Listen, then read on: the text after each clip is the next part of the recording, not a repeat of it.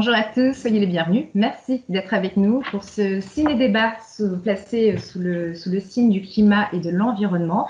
Alors, c'est un rendez-vous qui a été préparé par les équipes du Festival Cinéma for Change qui se déroule du 5 au 10 avril au Grand Rex à Paris ou alors au Pathé Opéra. Plusieurs programmes de courts-métrages seront également diffusés ainsi que des ciné-débats comme celui-ci que vous pourrez retrouver gratuitement sur YouTube et Dailymotion. Alors, toutes les informations du festival, vous pouvez les retrouver sur notre plateforme cinemaforchange.org. Notez bien cette adresse. Mais pour l'heure, je suis ravie d'être en compagnie de deux acteurs engagés. Laurence Monnoyer-Smith. Bonjour Laurence. Bonjour, c'est un plaisir.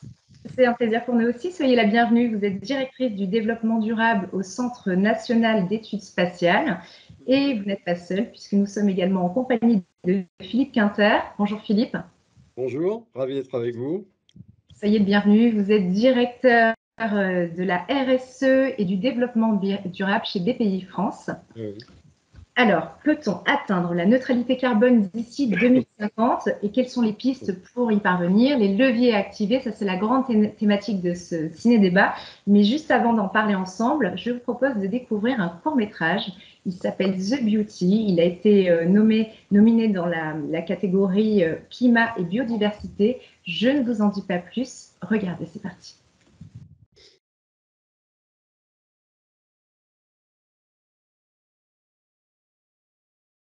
Voilà, nous venons de voir ce court-métrage remarquable, The Beauty, réalisé par Pascal Shelby. Il s'agit d'une production allemande. Alors, à la maison, si vous voulez voir d'autres films, n'hésitez pas à profiter du festival sur notre plateforme Cinéma for Change. Et si vous nous rejoignez, je suis toujours en compagnie de Laurence Monnoyer-Smith, directrice du développement durable au Centre national d'études spatiales, et de Philippe Quinter, directeur du développement durable chez BPI France. Une réaction peut-être après avoir vu cette image, Laurence?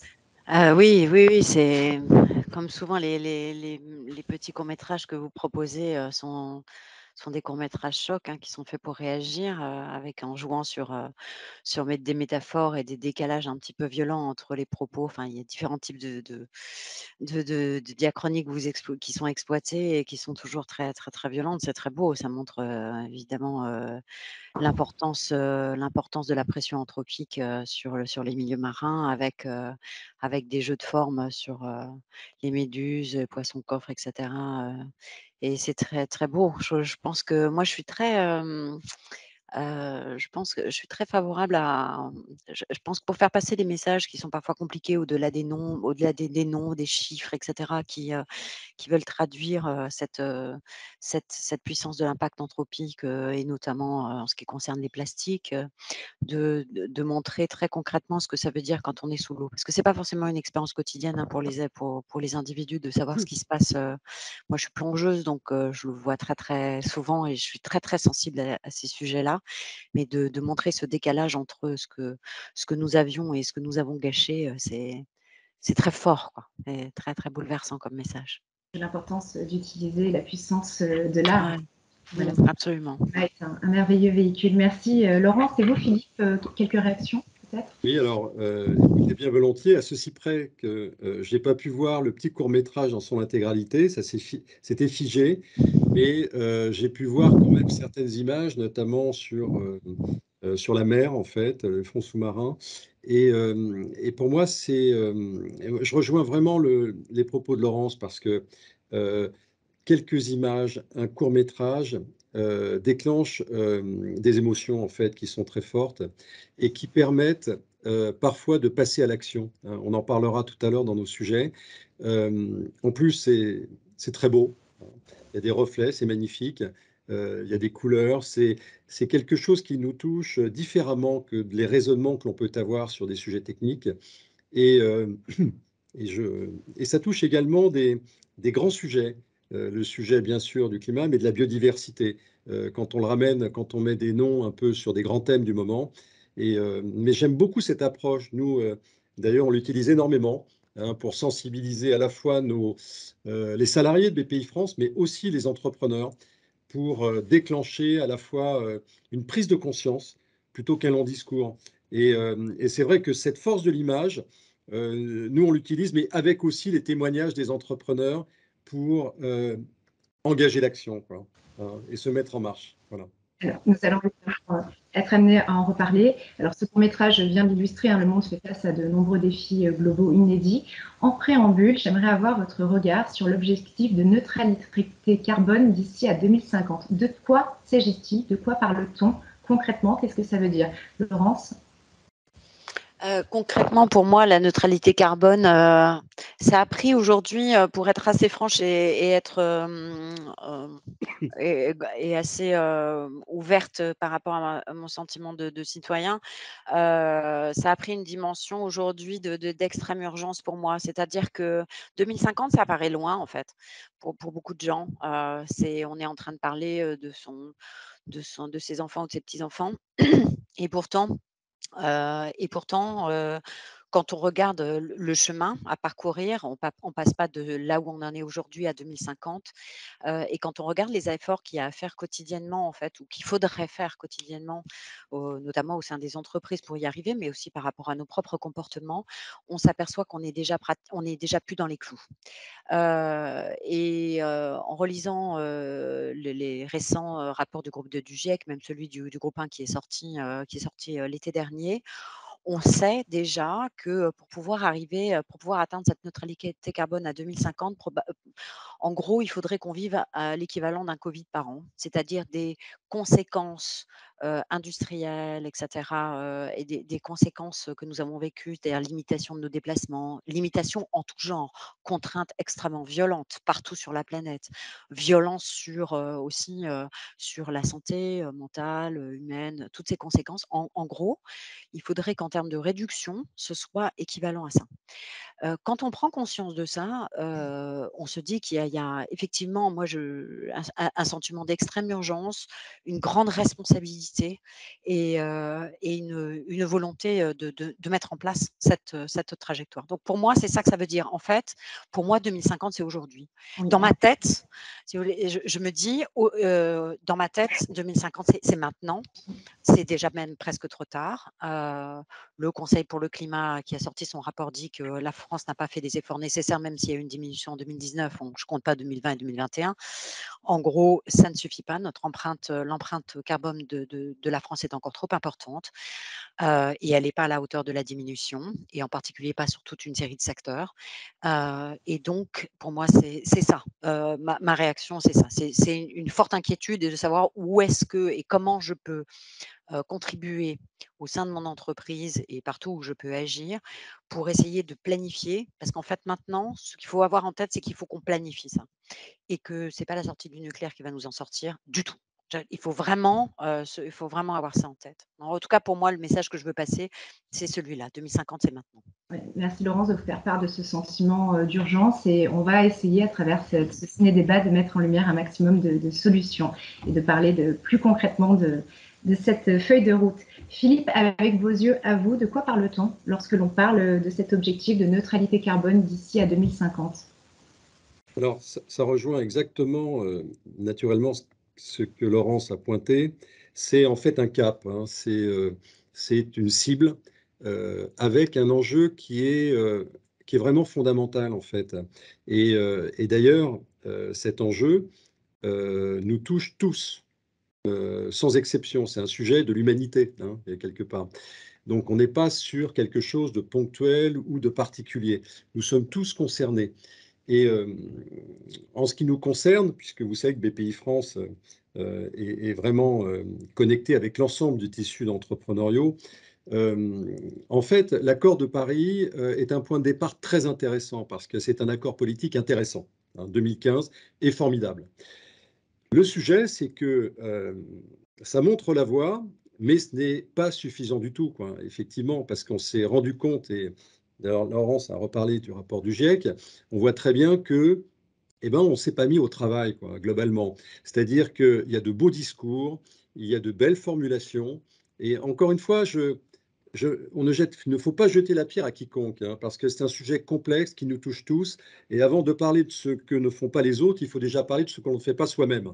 hein. Alors, on va essayer de parler de ce que l'on fait à travers Voilà. ce ciné-débat. J'entends très bien votre propos. Alors, BPI France, pour celles qui nous regardent et ceux qui nous regardent et qui nous écoutent, on rappelle que c'est la banque des entrepreneurs. Alors, en termes d'action, justement, en quoi et pourquoi BPI France est un acteur de changement au service d'un futur, on va dire, souhaitable? Alors, nous, c'est clair, c'est que notre feuille de route, la feuille de route de BPI France sur le sujet climat, correspond justement à la nécessité de passer à l'action et d'entraîner l'ensemble des écosystèmes entrepreneuriaux, hein, de la très petite entreprise jusqu'à la plus grande. C'est ce que l'on dit souvent au sein de BPI France. Notre directeur général prend souvent cette formulation, je prends mienne, c'est qu'on est l'école de la République. Ça veut dire qu'on ne va pas laisser d'entrepreneurs sur le bas de la route, il faut qu'on les embarque, à condition bien sûr qu'ils le souhaitent, hein. Donc, nous, au départ, nos actions sont vraiment adossées à ce qui a été rappelé aussi par Laurence, une espèce de conscience citoyenne très forte, voilà, sur le climat. Nous, on a 80% dans les études que nous avons réalisées avec le Lab BPI France, hein. On a réalisé notamment 2 études très importantes qui sont sur notre site en 2020 et 2021 sur le climat, hein, avec des fiches spécifiques sur les patrons-patronnes de PME, comment ils se mettent à l'action. 80% des dirigeants interrogés considèrent que ça nécessite une réaction d'urgence, hein, 80%. Donc, il y a une prise de conscience.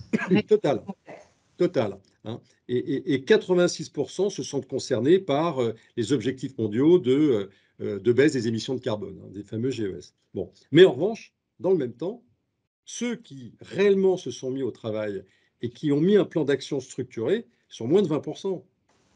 Donc, on a un delta. Et donc là, c'est notre action BPI France. On a bâti un plan climat, je pourrais vous en parler naturellement, avec des axes très précis en financement, en investissement, et en accompagnement, parce que ça correspond aux 3 principaux freins. Je vais être assez synthétique, quitte à ce que vous reveniez sur des questions qui ont été identifiées dans les études que nous avons réalisées. Notamment, le premier, c'est le manque de moyens financiers pour opérer cette transformation pour un certain nombre d'entrepreneurs. Donc là-dessus, on est très bien placé aussi comme les écosystèmes financiers et bancaires. Il y a un autre sujet autour de la technologie et la montée en puissance de la techno et notamment de tout ce qui a trait au green tech qui vont apporter au fil de l'eau sur la route des solutions. Alors, c'est pas la tech, hein, qui va nous sortir totalement de l'affaire, mais elle peut contribuer à nous faire accélérer sur certains domaines et nous trouver des solutions. Et puis, il y a un autre sujet qui est un levier très important, c'est le manque de reconnaissance client sur les actions qui sont engagées par les entreprises jugées insuffisantes. D'accord. Donc ça, c'est 3 freins, hein, en tout 3 cas. freins. Voilà. Alors, on va rentrer un peu plus dans le détail parce que vous êtes le directeur de la RSE chez BPI France et j'aimerais qu'on se penche un peu sur cette fonction de directeur de la RSE parce que qu'est-ce que la RSE? À quoi sert la RSE concrètement et quel levier permet d'activer la RSE? Voilà. Alors, la responsabilité sociétale d'entreprise, la RSE, hein, ce n'est pas le réseau social d'entreprise, ne confondons pas, surtout, quoique il y en a beaucoup encore qui font l'amalgame. C'est quoi concrètement? C'est la déclinaison opérationnelle des principes du développement durable appliqués de manière concrète dans les process. Autrement dit, intégrer des actions, des plans d'action liés à l'environnement, au social, au sociétal, au pilotage de l'entreprise que l'on appelle gouvernance pour les plus grandes entreprises. Donc, c'est l'extra-financier qui rejoint le financier pour créer de la valeur. Ça donne du sens énormément, ça donne aussi une vraie capacité de revisiter ces modèles avec un œil nouveau, donc de créer de l'engagement, de l'innovation, hein, et ça permet donc d'entraîner les entreprises dans leur transformation et dans leur transition face aux grands défis. Pouvez-vous nous donner des exemples concrets d'actions que vous allez mener au sein de la RSE? Nous, les actions, en fait, c'est plutôt des modalités. Ce que l'on fait, c'est que quand on investit dans une entreprise, déjà, on étudie un dossier de manière financière et non financière. Donc, on a un processus où on regarde justement ce que fait l'entreprise dans l'environnement, en économie circulaire, ce qu'elle fait vis-à-vis de ses salariés, la fidélisation, est-ce que l'équipe dirigeante est robuste, est-ce qu'elle est transparente, est-ce qu'il y a finalement des promotions de femmes à l'intérieur d'entreprises importantes. On regarde tous ces aspects extrêmement nourris et ça nous aide à, déjà, premier point, à esquisser des lignes de suivi et d'attention qui seront ensuite suivies par les équipes d'investissement et dans les boards, donc dans les conseils où nous allons siéger des entreprises, puisqu'on est toujours en investissement minoritaire, hein, en co-investissement, pour suivre ces sujets. Donc ça, c'est un premier thème. Le deuxième, ça concerne des plans de formation qu'on peut proposer aux TPE, PME, pour déjà faire un diagnostic de l'existant. Qu'est-ce qu'elles ont réalisé sur ces sujets environnementaux, sociaux, pilotage de l'entreprise? Je me permets, on peut peut-être préciser que pour les petites entreprises, les PME, les TPE, la RSE, ça paraît quelque chose d'un petit peu inaccessible. Alors ils se disent, bon, ben, on verra après, c'est coûteux. Puis il y a aussi cette peur du greenwashing, peur de mal faire et d'être jugé, hein, finalement. Donc beaucoup voilà, ont ces freins qui sont peut-être des freins psychologiques, mais en tout cas n'osent pas passer à l'action. Et puis il y a le coût aussi de mettre en place une politique RSE. Alors, oui, Annabelle, vous avez raison, et non, vous avez tort. Et pourquoi? Parce que, en fait, nous, on observe que les pratiques les plus natives, les plus spontanées, à tel point, c'est que parfois, on est obligé de gratter et de dire aux dirigeants et aux dirigeants des petites structures, regardez, ce que vous avez fait là, c'est remarquable. Par contre, vous ne l'avez pas valorisé. Donc, il y a un sujet de prise de conscience déjà de ce qui est fait, nativement, avant de structurer un plan d'action. Ils font de la sans le savoir, finalement. Ils mettent des actions. Vous savez, c'est la phrase de M. Jourdain. C'est souvent repris. C'est exactement ça. Sachant que pour les plus petites entreprises, c'est un engagement volontaire, alors que les plus grandes, au-delà d'un certain seuil, sont tenues réglementairement à le faire. Donc, c'est déjà une petite nuance, vous voyez, de forme. Les premiers qui sont arrivés le plus vite dans la RSE, c'était lié à la réglementation, Grenelle, etc. Hein, les DPEF, déclarations de performance extra-financière, etc. Donc, tout ce qui est reporting. En revanche, les patrons-patronnes des TPE, PME, ce sont eux qui ont choisi de le faire en engageant une espèce de projet d'entreprise en interne, parce qu'ils n'ont pas les équipes. Il n'y a pas un monsieur ou une madame RSE dans leurs entreprises. Donc, ils l'ont fait avec les moyens du bord. Et donc, ils ont réussi parfois, et c'est ce que l'on constate, à valoriser leur démarche. Et là, ça devient très intéressant parce qu'il y a un sujet qui est vraiment un sujet cardinal. C'est la notion du sens. C'est un vrai sujet en ce moment, parce que ça renvoie à l'attractivité des entreprises. Vous savez qu'aujourd'hui, les entreprises n'arrivent plus à recruter parce que certains salariés, et il y a certains salariés plus âgés qui souhaitent quitter leur entreprise parce que ce n'est pas aligné à leurs valeurs. Donc tout ça est vraiment fondamental et ça a pris une accélération, pour en terminer, depuis 2 ans. La crise sanitaire a été un petit révélateur, un accélérateur de ce qui existait déjà, en fait. Donc ce que vous êtes en train de nous dire, c'est que RSE et compétitivité des entreprises, même combat. C'est vraiment un outil pour motiver les salariés à l'interne, les parties prenantes à l'externe, si j'entends bien. C'est vraiment comment faire pour que l'entreprise ait un impact positif sur la société et sur l'environnement. C'est très connecté à la performance globale, donc, mais pas seulement, c'est la performance et les bénéfices, mais au sens qualitatif et quantitatif, sentiment d'appartenance, l'engagement, fierté d'en être, le sens, l'innovation. Et puis tout ça, la résultante, c'est la création de valeurs ou des valeurs, je dirais, de l'entreprise. Donc ce sont vraiment des très très beaux sujets qui aujourd'hui ont vraiment une résonance particulière. Très bien. Concernant ce fameux sujet du bilan carbone, est-ce que vous pensez qu'aujourd'hui les lignes commencent à bouger au sein des entreprises ou alors est-ce que c'est encore un sujet secondaire? Alors, c'est un sujet qui est très important. Pourquoi? Parce que là, on parle de mesures. Oui. Et vous savez que dans tous les sujets d'impact que l'on adresse aujourd'hui, à un moment donné, il faut mesurer quelque chose. Et donc, nous, BPI France, pour aider justement les TPE-PME, hein, on a mis en place, on a référencé des outils pour justement qu'ils puissent commencer à mesurer, mais à leur vitesse, à leur manière, et puis ils monteront en charge progressivement. Hein, ils affineront ces bilans. L'idée, c'est d'avoir déjà une première photo de départ. Vous savez, comme on dit, le bilan de départ. Hein. C'est quoi? Ça démarre comment? Comment est-ce que moi, je suis très à enjeu? Est-ce que je suis vraiment exposé? Après, sur quel scope pour ceux qui savent, hein. Mais là, on rentre un peu plus dans le détail, on expliquera peut-être tout à l'heure. Donc, c'est déjà de mesurer les postes et de voir ce que l'on peut faire par rapport à cette première photo. Très bien. Merci Philippe pour cette approche globale, on va dire, de la RSE et de tout ce que peut faire l'entreprise pour avoir un impact positif sur l'environnement, sur la société, sur la vie au sens large du terme. Laurence, vous êtes directrice, je le disais tout à l'heure, du développement durable au sein du CNES, qui est le Centre national d'études spatiales. Alors, on présente souvent le CNES comme l'agence spatiale du climat. Est-ce que je me trompe? Et si oui, pourquoi? Pour quelle raison? Oui, c'est vrai. C'est on peut nous présenter de plusieurs façons, mais c'est vrai que on a une focale depuis, maintenant un certain nombre d'années sur le changement climatique. Alors pour plusieurs raisons.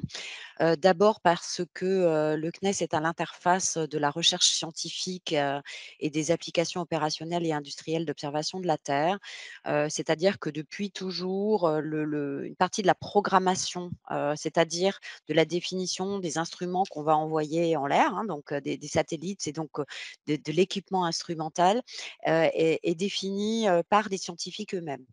Et c'est avec eux, donc on a ce qu'on appelle un beau séminaire de programmation. Ils se réunissent, tous les 5 ans et parce qu'on a une échelle longue évidemment entre le moment où on décide et le moment où c'est en l'air, ça prend un petit peu de temps et donc ils définissent en fait les grands sujets de recherche sur lesquels ils souhaitent, donc la communauté scientifique intégralement donc c'est très impressionnant, hein, quand on les réunit, on a tout le grand savoir de la France en matière de climat, d'observation de la Terre, d'exploration aussi beaucoup, hein, et d'astronomie, astrophysique et tout ça. Et donc on définit ensemble. Donc et c'est vrai que du coup, si vous voulez, au fur et à mesure, donc la création du GIEC, 88, au fur et à mesure qu'il y a eu besoin d'acquérir des connaissances croissantes sur le changement climatique, on a construit avec les scientifiques tous les instruments nécessaires pour le monitoring. Et donc, les laboratoires de recherche avec lesquels on travaille, ils nous ont, on a défini avec eux, ce qu'on appelle, enfin, la communauté scientifique a défini ce qu'on appelle les variables climatiques essentielles. Donc ça a été défini pour les besoins du GIEC, par la communauté scientifique. Ces variables climatiques, donc il y en a 54, qui définissent l'état biochimique, biophysique de la Terre et qui permettent d'analyser, de faire les modélisations d'évolution du changement climatique et donc sur ces 54 variables, plus de la moitié ne peuvent être documentées et renseignées que depuis l'espace. Donc au fur et à mesure, on a construit les instruments qui permettaient de renseigner, de faire ces modélisations, d'où les laboratoires de recherche avec lesquels on travaille ont contribué au rapport du GIEC, d'où en fait, globalement, pour le CNES en tant qu'entreprise et pour notre communauté, ce fait que nous portons, les enjeux climat de façon très enfin dans notre ADN quoi, c'est un peu ça. Mais aussi je ne veux pas minimiser ce qu'on fait sur la partie exploration parce que c'est aussi extrêmement important, mais en tout cas, c'est vrai qu'on a été, avec, un peu en amont, avec la communauté scientifique assez précurseurs dans notre inquiétude sur la question du changement climatique. Oui, bien sûr, parce que finalement, vous posez un stéthoscope sur la planète Voilà et là, et qu'on continue à fabriquer en fait parce qu'on continue à fabriquer des satellites et des instruments. Enfin, surtout, il faut bien comprendre que sur un satellite, il y a plusieurs instruments, plusieurs façons de documenter en fait ces différentes variables et on affine ça vraiment en fonction des besoins. Sachant que l'avantage de la mesure satellitaire, combiné avec d'autres types de mesures que l'on fait ce qu'on appelle in situ, c'est-à-dire sur place, typiquement des petites balises dans la mer, des carottages dans les calottes glaciaires, des tas de petits justement, instruments. est-ce que vous avez des exemples d'applications concrètes pour qu'on comprenne bien comment Oui, on oui, fait oui, alors ces différents... je vais donner un exemple très concret qui est celui de la filière d'excellence, scientifique, tant qu'à faire, française, qui est celle de l'altimétrie. Donc, nous avons été tout à fait pionniers en France. La France est une grande puissance spatiale, hein, et une des premières, hein, aux côtés de la NASA et des Russes, hein, donc de Roscosmos et une de notre spécialité a été, on va dire depuis le milieu des années 60, de mesurer la hauteur de la mer. C'est ce qu'on appelle l'altimétrie, c'est-à-dire qu'on envoie en fait, on envoie des vaisseaux, des radars, enfin on a des ondes radars qui permettent de mesurer, si vous voulez, la hauteur de la mer et parce qu'on fait ça depuis et on est très bon pour faire ça, voilà, c'est de la modélisation, c'est un peu complexe, des algos, et on est assez bon à faire ça et donc parce qu'on fait ça depuis le milieu des années 60, on a été, les précurseurs dans le monde, pour montrer la progressive élévation du niveau de la mer. Donc quand on dit que la mer, s'élève de 3 millimètres par an ou, c'est grâce en fait, on le voit, ce sont des graphiques qui ont été rendus possibles par ces mesures-là, qui sont très, très précieuses aujourd'hui, d'autant plus que nos satellites permettent des mesures partout sur la planète. Contrairement à ce qu'on pourrait penser, le niveau de la mer n'augmente pas du tout de la même manière partout, puisque, l'élévation du niveau de la mer est due d'abord et avant tout à la dilatation de l'eau du fait de la chaleur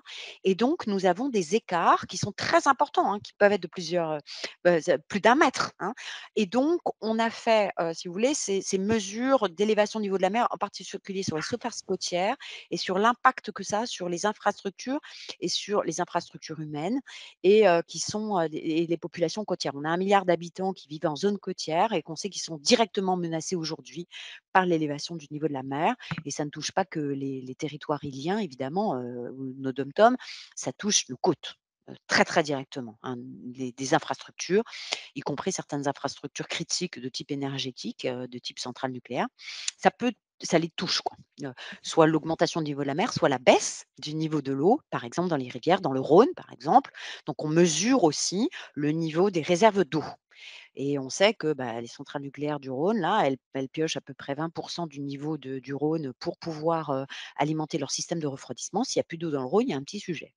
Donc c'est ça qu'on fait, voilà. En tout cas, Surveiller un des exemples très concrets. la montée des eaux. Vous avez aussi d'autres missions qui sont orientées, préservation de la biodiversité, puisque c'était le sujet du court-métrage que nous avons regardé ensemble. Oui, oui, tout à fait. Alors là, on a été assez pionniers, au CNES, on a inventé le système des balises Argos. Alors tout le monde connaît maintenant les balises Argos, hein, qui sont des balises qui sont utilisées, pour détecter alors soit des personnes en détresse, et cetera. Maintenant on les utilise pour beaucoup de choses et on les utilise aussi pour le suivi des animaux, et on a donc il y a notre filiale CLS, donc on a inventé ce système, on a créé une filiale donc CLS aujourd'hui qui suit par exemple des milliers d'animaux un peu partout. Alors à des fins scientifiques, d'observation, pour regarder un petit peu l'évolution des trajectoires de migration qui sont liées à la problématique des ressources, hein, donc des animaux qui manquent de ressources, qui ont plus accès à l'eau ou qui ont plus accès à certains types de végétation. Donc typiquement, ça c'est un suivi qu'on fait. On voit il y a des milliers de petits points sur la Terre pour savoir comment les populations animales évoluent. Et puis ensuite, sur la biodiversité, cette fois-ci plutôt faunistique, on suit beaucoup, l'état de la biomasse. Alors ça, c'est assez compliqué, mais on le fait de plus en plus. C'est compliqué techniquement, parce qu'on est capable on était capable de donner une photo, donc tous les ans, enfin très souvent, on sort et ça c'est dans le domaine public, hein, des cartes de sécheresse, hein, et des prévisions en fait, puisqu'on est capable de voir un petit peu comment évolue la quantité d'eau qui est disponible dans la biomasse, donc des prévisions d'assèchement des sols. On fait aussi de la prévision là, en ce moment, on a un très, très beau projet, tout à fait, important sur la déforestation tropicale. Notamment, bon, vous le savez, hein, la forêt tropicale qui est un puits de carbone, extrêmement important pour l'humanité, qui est largement entamé, du fait des politiques agressives, notamment en Amérique du Sud, mais pas seulement, hein, au Brésil, on en a beaucoup parlé, mais pas que, et donc c'est en fait, pour l'instant, les cartographies que nous avons de déforestation tropicale, elles sont compliquées à obtenir. D'abord parce que par définition, sur les tropiques, il y a des nuages. Donc quand vous observez d'en haut, c'est un petit peu difficile de Compliqué, voir. oui, bien sûr. On a mis au point maintenant, enfin, on a des satellites européens de la constellation Copernicus, donc c'est un programme, c'est le programme unique au monde, hein, d'observation européenne de la Terre, qui utilisent plutôt des signaux radars et donc qui passent à travers les nuages et on a mis au point un algorithme, dans les laboratoires de recherche partenaires des UMR, CNRS du CNES, on a mis au point un algorithme qui permet de faire pratiquement de l'analyse en temps réel. Alors qu'en temps réel, comment dire? Entendons-nous, le temps réel, dans le monde de l'espace, c'est pas la mies-seconde, hein, on est d'accord, c'est plutôt la semaine. Voilà, mais de voir, justement les atteintes, qui sont faites. Alors ça peut être, d'origine anthropique, mais ça peut être aussi des méga-feux, hein, qui sont aussi liés à des dômes de chaleur ou à ce genre de choses. Et donc on est en train de déployer ça pour permettre un suivi très, très précis, des endroits sur lesquels, pour des raisons, plus ou moins avouables, on attaque la forêt tropicale. Et alors je dis que c'est d'autant plus important puisqu'on a un gros sujet de déforestation à apporter dans le calcul de notre empreinte carbone. Alors pour être précise, parce que c'est peut-être du vocabulaire un peu technique, la déforestation importée, c'est, ce qu'on appelle déforestation importée, c'est tous les produits qui, pour leur développement ou les services, mais plutôt les produits, pour leur développement, nécessitent, nécessitent une utilisation ou, mettent en œuvre, des pratiques de déforestation intensive. Et donc, on essaye de repérer, par exemple, si vous déforestez pour avoir de l'huile de palme et que vous achetez un produit à base d'huile de palme, eh bien, on essaye de tracer, par exemple, si cette huile de palme a été fabriquée, comment elle a été fabriquée. Si on a déforesté pour la fabriquer, on considère que à l'intérieur de votre pot, de crème de noisette, Voilà. vous avez, par exemple, une empreinte de déforestation. Et donc, on essaye de faire le lien entre les endroits qui sont déforestés, à qui ils appartiennent, qui achète le produit et comment on peut, du coup, prévenir l'utilisateur final qui est pas au courant, Transparence de globale lui qui dire: «Faites attention».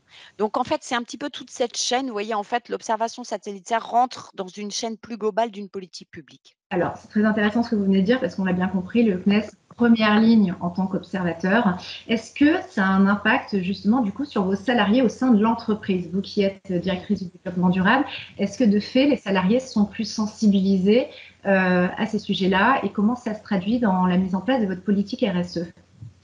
Oui, moi j'ai été très, très, heureuse quand je suis arrivée. En plus, moi j'arrivais du ministère de la transition écologique, donc j'avais un peu l'habitude de repeindre tous les murs en vert foncé. J'étais assez heureuse de constater que, il y a évidemment, nous avons au CNES des cadres de haut niveau. Il y a beaucoup d'ingénieurs et de chercheurs, donc une sensibilité naturelle. Heu et puis parce qu'ils ils contribuent à l'écriture du rapport du GIEC, donc forcément, ils savent de quoi ils parlent, hein. Donc une sensibilité naturelle. Néanmoins, pour revenir ce que disait Philippe tout à l'heure, néanmoins, il y a un pas entre la connaissance théorique et la pratique et pas forcément une conscience, totalement intégrale du lien qu'il peut y avoir entre mes pratiques en tant que salarié, et les émissions de gaz à effet de serre de l'entreprise. Et notamment, quand on commence à rentrer dans le dur, parce que là, on rentre dans le dur, hein.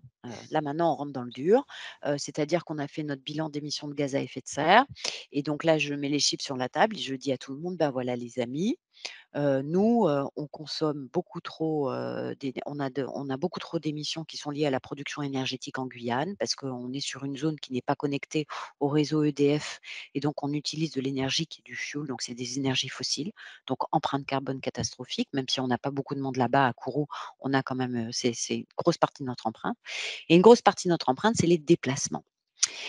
Parce que nous voyageons beaucoup, pour les colloques, pour nos missions, pour la fabrication des satellites et Alors, donc là, quand on rentre dans le dur et carbone. qu'on et ben, voilà et que je leur dis: «Ben, voilà, diminution de 30 de nos déplacements». Là, vous voyez, on a beau y croire, c'est quand même pas simple et alors un exemple encore plus trivial, sur lequel je me suis un petit peu fâchée il y a pas longtemps, hem, l'utilisation des bouteilles plastiques à la cantine. Alors ça me dépasse complètement. C'est-à-dire que voilà une entreprise dans laquelle tout le monde est d'accord que le plastique est quelque chose et en plus c'est une obligation légale et en plus en tant qu'entreprise publique, nous sommes très, très surveillés sur cette question du plastique à usage unique tout de même, hein. Et donc là je dis: «Mais bon sang de bonsoir, comment se fait-il qu'à la cantine on sert encore des bouteilles en plastique?» Donc vous voyez entre la conscience que l'on peut avoir, très théorique, mais c'est exactement ce que disait Philippe tout à l'heure, mais une vraie conscience. Mais le fait que de dire, bon, ben, je vais arrêter d'utiliser, de manger, de boire ma bouteille en plastique et je suis obligée de me dire que je me déplace moins, il y a quelque chose de l'ordre du passage à l'acte qu'il faut vraiment accompagner. Alors, Philippe, une réaction peut-être sur ce que Et oui, vient moi, de dire Laurence, de très concret. de toute façon, on ne peut être qu'en ligne parce qu'on a la même analyse des sujets, avec le même pragmatisme. En fait, je pense que le maître mot aujourd'hui, c'est la pédagogie. Il y a deux choses. Premier point, c'est la pédagogie. Il faut qu'on explique mieux, qu'on accompagne mieux, et que, parce que c'est le cas de la cantine, hein, c'est criant, mais ça, je suis sûr que ça existe dans pas mal d'endroits. Et donc ça, c'est le premier point.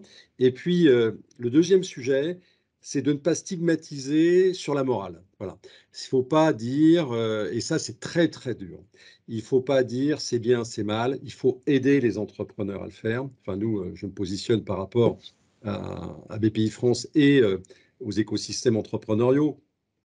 Parce qu'on ne peut pas, on ne va pas faire bouger les lignes en disant ah, ce que vous faites, c'est pas bien, etc. Parce que déjà, c'est pas facile de faire le job, je dirais, de diriger une entreprise, une petite, voire une plus grande. Tous les jours, il y a beaucoup de choses à faire. Puis la période qu'on a traversée n'est pas facile, on le sait tous, hein, avec la crise sanitaire et ce qui s'est rajouté récemment. Donc globalement, il y a une espèce de chape de plomb qui est dure.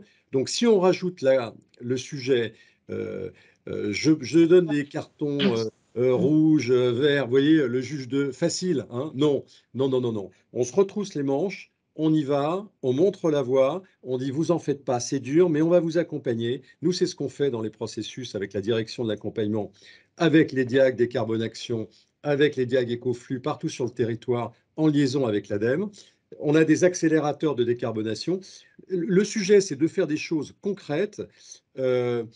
Pour donner envie de faire davantage et surtout de se mettre en action. Mais pas de dire ah, ce que vous faites, c'est pas bien, là, c'est foutu. Ça veut dire qu'on va tétaniser tout le monde et on est sûr qu'on n'ira pas au résultat. C'est certain. Une question, Philippe. Selon vous, la transition écologique est-elle possible sans décroissance? Ça, c'est un sacré sujet. Justement, c'est pour ça que je vous pose la question. J'aurais bien Vous avez 4 heures. C'est ça.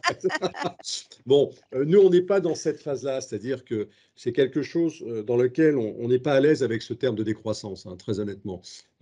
En fait, le sujet, c'est de faire différemment, avec une plus grande sobriété, une plus grande rigueur, peut-être une plus grande attention à tous les processus économiques.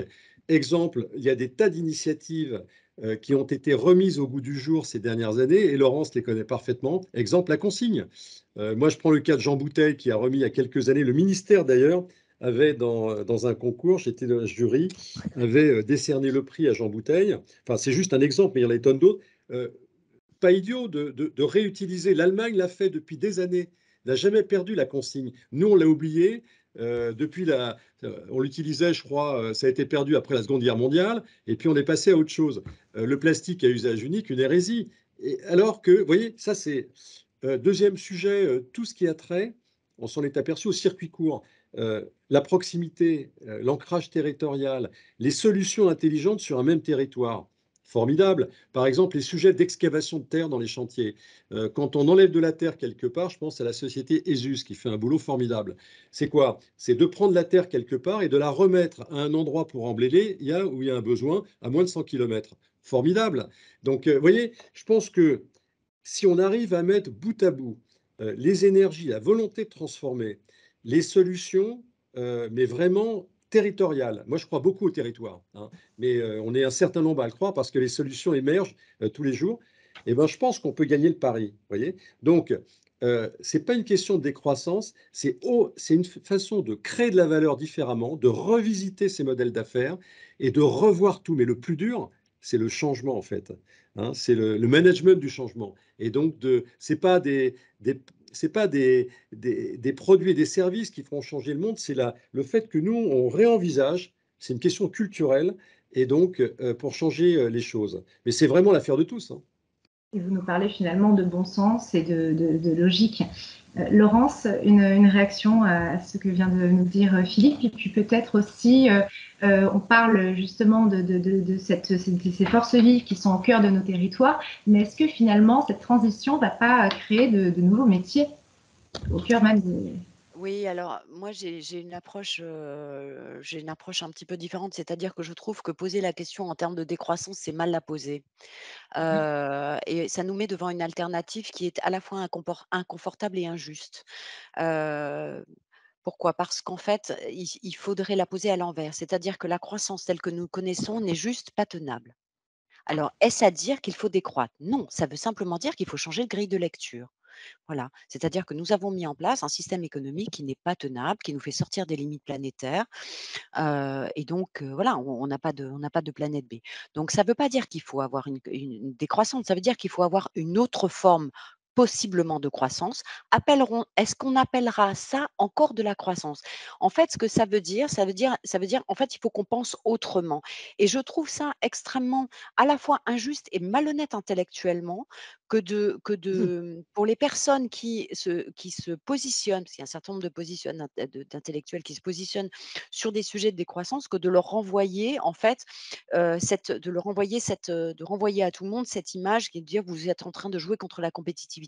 C'est pas le sujet. En fait, le sujet, c'est que collectivement, on doit inventer autre chose et ce serait bien qu'on l'appelle, autre chose que croissance. Bah, écoutez, pour l'instant, je sais pas, brocoli, j'en sais rien. Mais en tout cas, il Ouais. faut l'appeler autrement parce que on sort de nos cadres pour pouvoir, on va dire, continuer à travailler et à vivre dans de bonnes conditions, quel est le système de développement économique que nous souhaitons mettre en œuvre? Et c'est vraiment comme ça qu'il faut l'aborder. C'est-à-dire qu'est-ce que je dois prendre en considération? Mais c'est là que c'est très compliqué et je comprends bien, c'est très compliqué pour les politiques, c'est compliqué pour nous, c'est compliqué pour les pouvoirs publics parce qu'en fait, on est en train de dire que dans le système d'attribution de valeur, hein, et donc de création de valeur, on est en train de dire, bah, en fait, notre schéma de création de valeur, il prend pas en considération, ce qu'une entreprise peut apporter, à son écosystème, à son environnement, y compris en termes de bien-être, hein, d'ailleurs, et ce qu'il vient en prendre. Et que c'est cette analyse de flux qu'on commence à faire un peu dans les schémas de création de valeur, mais qui est quand même loin d'être pris en considération, qu'on pousse et qu'on essaye enfin, que moi j'essaye de mettre en évidence. Et c'est quand même compliqué parce que nous n'avons pas dans l'histoire économique inventé les métriques qui vont bien pour faire ça. Parce que voilà, alors on en est au démarrage. Sur le carbone, bon, on commence à avoir des outils, on sait faire. Enfin, on commence à savoir faire un peu plus qu'au doigt mouillé. Maintenant, on a quand même un certain nombre d'outils. Pour d'autres sujets, c'est beaucoup plus compliqué. Typiquement, sur la biodiversité, c'est difficile.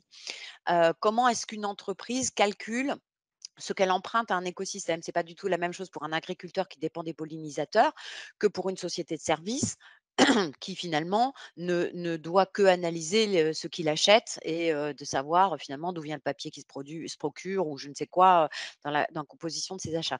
Donc c'est beaucoup plus difficile et le problème c'est qu'on n'a pas beaucoup de temps, quoi. Voilà, on n'a pas beaucoup de temps pour faire ça. Mais je voulais insister sur ce terme de croissance. Ce qui est certain, c'est que nous ne pourrons plus connaître le développement économique que nous avons. C'est un leurre que de dire que alors nos enfants, ça dépend de leur âge, mais en tout cas nos petits-enfants pourront profiter du fast fashion, pourront consommer comme ils veulent de l'énergie pour aller regarder des chatons sur internet ou jouer en ligne. Ils ne pourront plus, ça n'existera plus. Est-ce que c'est grave? Pas forcément. Ce qui est certain, c'est que si on ne se dépêche pas d'inventer quelque chose, il y en a qui vont payer très, très cher.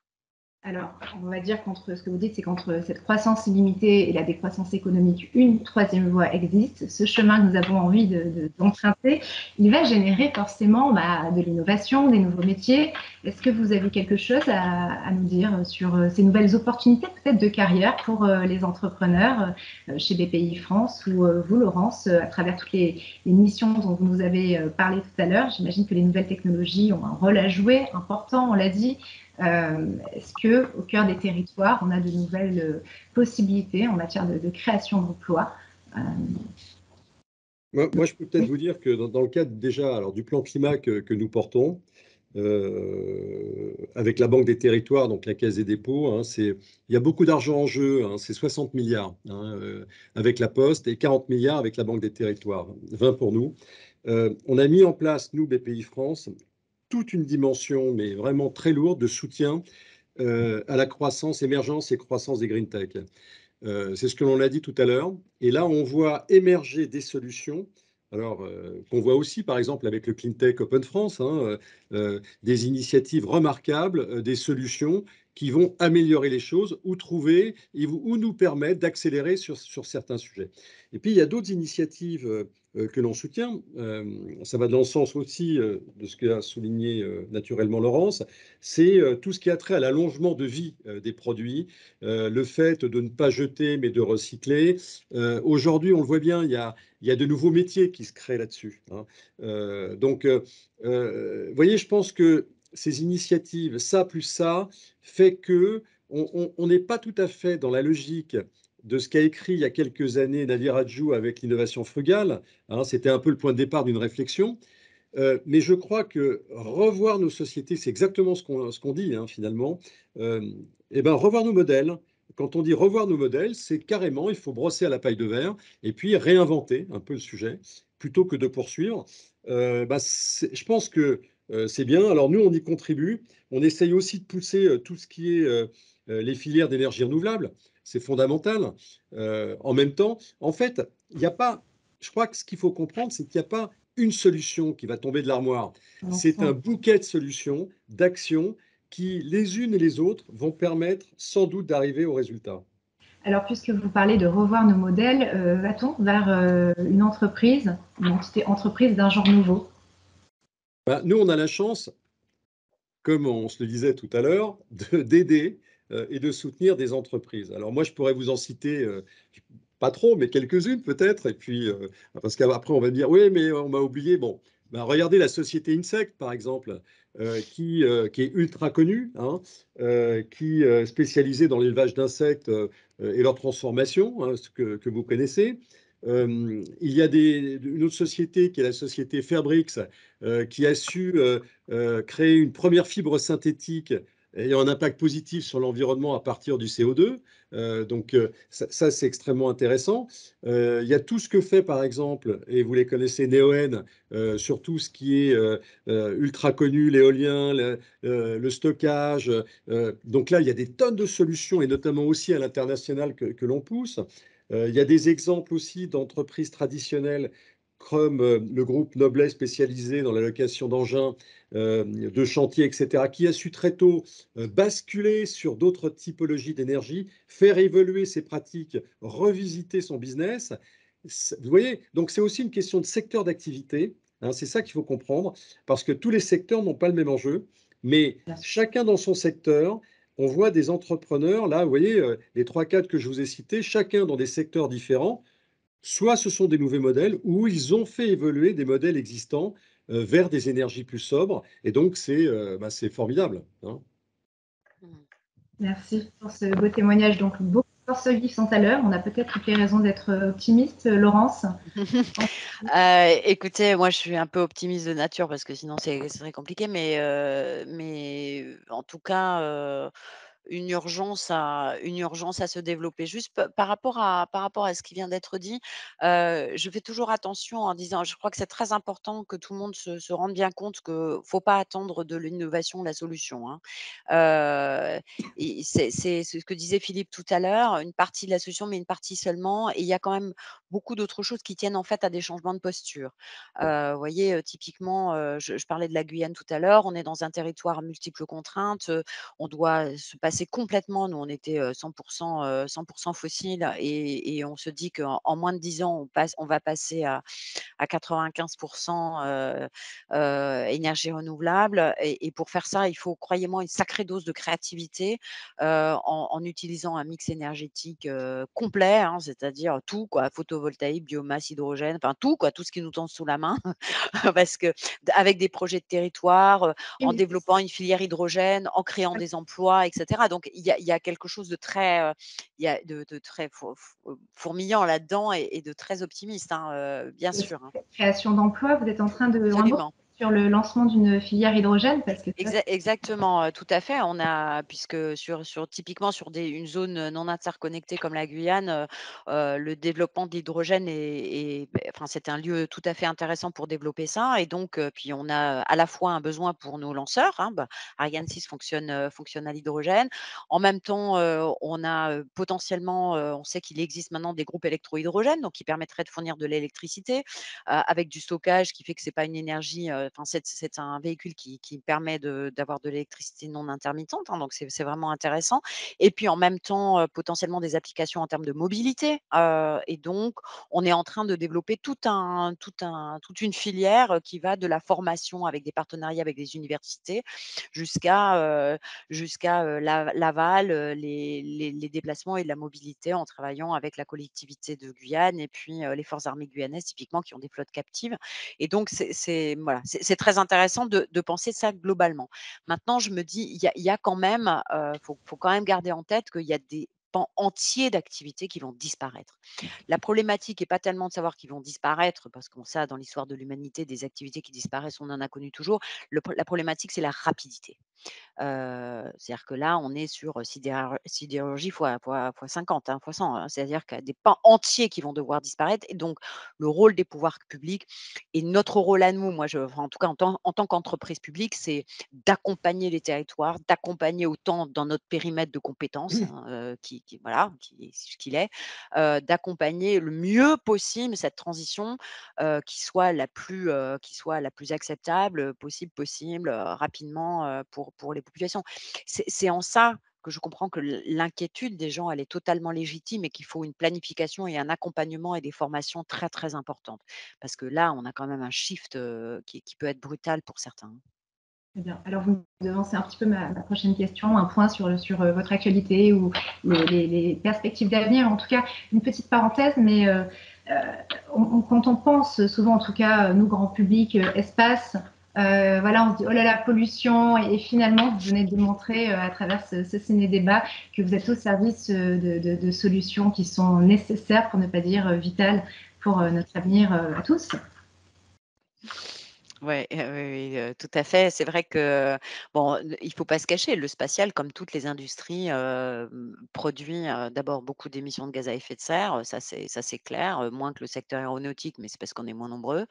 Mais il est quand même pas négligeable et puis d'autres formes de pollution aussi, hein, parce que, effectivement, on a des rejets dans l'atmosphère, d'eau, de vapeur d'eau et la vapeur d'eau est un puissant gaz à effet de serre. Il y a aussi, du méthane, il y a des polluants, des particules et cetera. Donc il y a quand même, un certain nombre de choses et puis surtout comme je le disais tout à l'heure, nos missions, donc on a pour exercer notre activité, il y a ça. Alors après, il y a la pollution qui est liée aux débris spatiaux et qui touche beaucoup les gens et je le comprends parce que toutes choses égales par ailleurs, par rapport au petit film que vous avez mis tout à l'heure sur la pollution de cet endroit extraordinaire qui est la mer, et les océans, quelque part, nous regardons notre ciel un peu de la même manière, avec une certaine fascination et l'activité humaine telle qu'elle se développe aujourd'hui avec, ces constellations, ces méga constellations, type Starlink qui envoient, des dizaines de milliers de satellites dans l'espace, non seulement pose un problème un problème d'accès de souveraineté et d'accès à l'espace parce que plus vous en mettez, plus vous faites peser un danger, par exemple, sur la station spatiale ou sur un satellite qui peut avoir joué un rôle très important parce qu'il va se faire tamponner par un déchet, qui joue un rôle très important et qui va nous priver, par exemple, d'un service au public de géolocalisation, de météo ou quoi.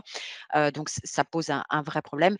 Mais par ailleurs, et là je parle en termes de bien-être, c'est aussi, une problématique, d'accès j'allais dire de bien-être, mais d'accès à la lumière pour les astronomes, de capacité de voir, et c'est aussi une forme un positionnement, qui est celui de considérer que l'espace m'appartient et que je peux faire n'importe quoi avec, et que je le traite comme une poubelle. Et il y a pas de raison. Je veux dire, il n'y a aucune raison. D'abord, l'espace est un bien commun et il faut raisonner nous aussi en termes de cycle de vie. Comme le disait tout à l'heure Philippe, c'est-à-dire qu'on regarde comment on peut se débarrasser de nos déchets spatiaux de la même manière plutôt que de faire des déchets et puis de ne pas se préoccuper de savoir ce qu'ils vont devenir. Et en termes de, c'est ce qu'on reproche. Enfin, et je comprends vraiment bien. Et moi, je passe mon temps à insister là-dessus dans nos propres engagements. Et l'Agence spatiale européenne en est aussi très consciente.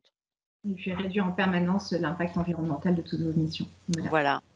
Merci Laurence pour ce beau témoignage. Philippe, peut-être un mot pour conclure et puis un point sur… Oui, alors sur l'actualité, peut-être deux choses à mettre en exergue, même si on a pas mal de sujets sur le feu. Le premier, je dirais que c'est vraiment dans le prolongement de ce qui a été dit, c'est d'aller encore plus loin, plus vite, plus profondément et d'être plus utile avec notre plan climat pour entraîner tous les entrepreneurs. Voilà. Et Dieu sait si on a un paquet de possibilités, on en a parlé quelques-uns. Et ça, c'est important, avec notamment en exergue la communauté du Coq Vert, où on a déjà 700-800 entrepreneurs sur toute la France.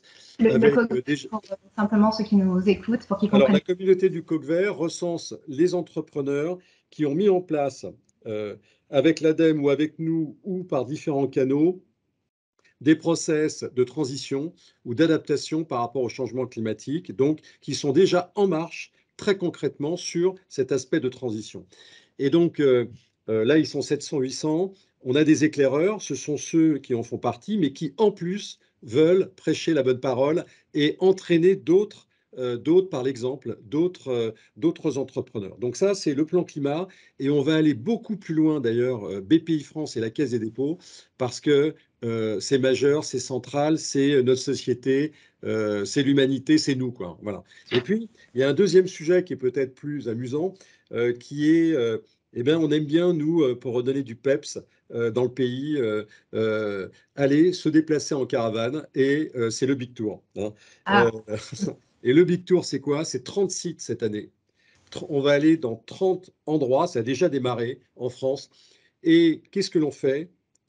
Pédagogie, on explique, on montre avec des partenaires, on fait venir des entrepreneurs, des élus, des citoyens, des jeunes, des moins jeunes, et ça crée vraiment une animation dynamique, d'optimisme, parce que il faut garder la pêche, quoi.